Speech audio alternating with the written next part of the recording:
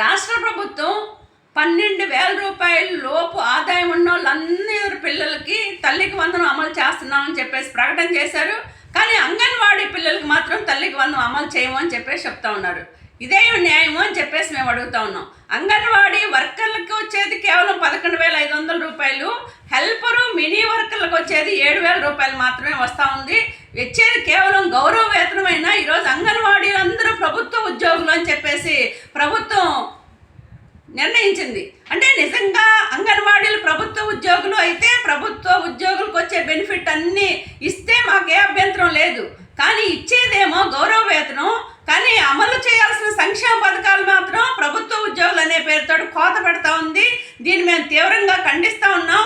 ఒకవైపు అంగన్వాడీ వర్కర్లకి, హెల్పర్లకి, మినీలకి సంక్షేమ పథకాలు అమలు చేయండి అని చెప్పేసి 2019లోనే సర్క్యులర్ వచ్చింది. ఈ సర్క్యులర్ అమలు చేయండి అని చెప్పేసి పదే అనేక సార్లు ప్రభుత్వం దృష్టికి తీసుకెళ్ళాం, రిప్రజెంటేషన్లు ఇచ్చాం. ఏ మాత్రం ఫలితం లేదు. అనివార్యంగానే ఈరోజు అంగన్వాడీ కుటుంబాలు అర్హత ఉంటే రేషన్ కార్డు రావట్లేదు, పిల్లలకి తల్లికి వందనం ఇవ్వట్లేదు. ఒకవేళ రిటైర్డ్ అయిపోతే వాళ్ళకి కనీసమైన అందరికీ ఇస్తున్న పెన్షన్ కూడా ఈరోజు ఇవ్వట్లేదు. వికలాంగులైతే కనీసం పెన్షన్ ఇవ్వట్లేదు, విడోలు పెన్షన్ ఇవ్వట్లేదు.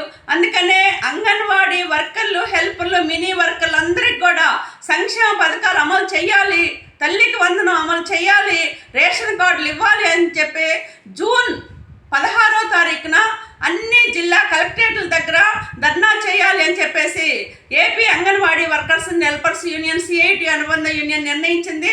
దాంట్లో అంగన్వాడీ వర్కర్లు, హెల్పర్లు, మినీ వర్కర్లు అందరూ పాల్గొని జయప్రదం చేయాలి అని చెప్పేసి కోరుతున్నాను. అదే రోజు కలెక్టర్లు కూడా రిప్రజెంటేషన్లు ఇవ్వాలి అని చెప్పేసి తెలియజేస్తున్నాను. Subbaramamma, AP anganwadi workers and helpers union రాష్ట్ర ప్రధాన కార్యదర్శి, CIT అనుబంధం.